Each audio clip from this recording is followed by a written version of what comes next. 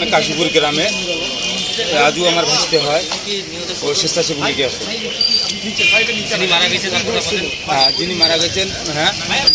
ঘটনাটা কি ঘটছিল মূলত? ঘটনা তো মানে আমরা মানে মহেন্দ্রনগর ইউনিয়নে মানে একত্রিত হয়ে মানে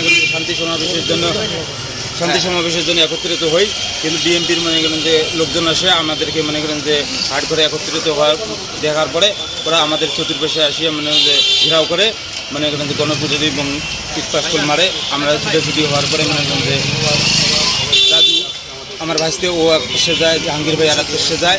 যাওয়ার পরে মানে এদেরকে পৃথকভাবে মনে করেন যে আঘাত করে, এবং সেই মুহূর্তে আমরা মনে করেন যে আমার ভাইস থেকে আমি লালমিয়ার সদর হাসপাতালে নিয়ে যাই।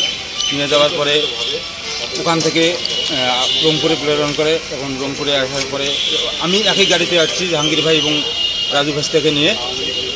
আসার পরে রাজু ভাইস্তা এখানে আছে, এখান থেকে ঢাকা রিপার্ট করছে এবং জাহাঙ্গীর ভাই ইন্তেকাল করছেন।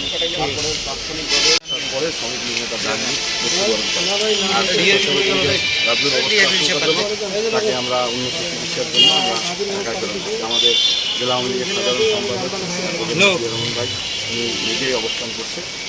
এই হলো মারা গেছে। সে হইল লালমনিরহাট সদর উপজেলার জাতীয় শ্রমিক লীগের আওতাভুক্ত লোড আনলোড শ্রমিক ইউনিয়নের যুগ্ম সভাপতি। আপনার পরিচয়টা? আমি কামরুজ্জামান সুজন, লালমনিরহাট সদর উপজেলা পরিষদের চেয়ারম্যান এবং সাবেক ছাত্রলীগের সংগঠক।